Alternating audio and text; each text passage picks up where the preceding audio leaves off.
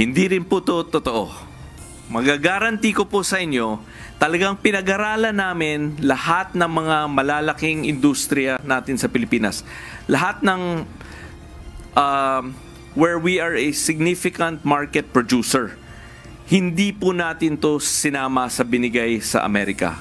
Pinabulaanan ni Special Assistant to the President for Investments and Economic Affairs Secretary Frederick Go na malulugi ang sektor ng agrikultura dahil sa zero tariff na ipinataw sa mga produktong inaangkat mula sa Estados Unidos.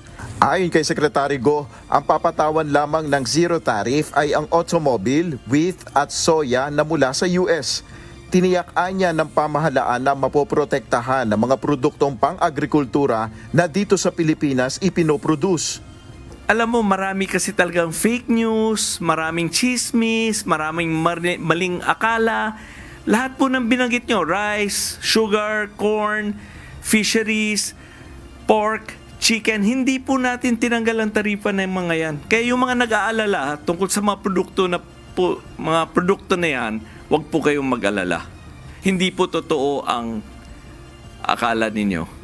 Dagdag pa ng economic aid ng Pangulo, hindi naman maaapektuhan ng Pilipinas dahil sa zero tariff sa mga sasakyan na manggagaling sa US. Pakinabang naman anya ang magiging resulta sa pagpapataw ng zero tariff sa wheat at soya. Unang-una po, ang wheat, bababa po ang presyo ng mga pandesal, ng mga tinapay sa Pilipinas, no?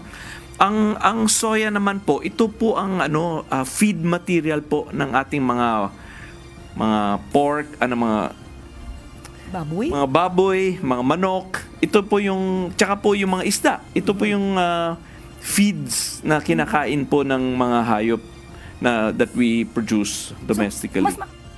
Dagdag pa ni Secretary Go, hindi pa rin naman tapos ang negosasyon dahil patuloy pa ang pag-uusap ng technical groups ng dalawang bansa ukol sa 19% tariff na ipinataw ng US sa mga produkto ng Pilipinas. Nel Maribuhok, UNTV News and Rescue, Diyos ang aming sandigan, serbisyo publiko ang aming pinahalagahan.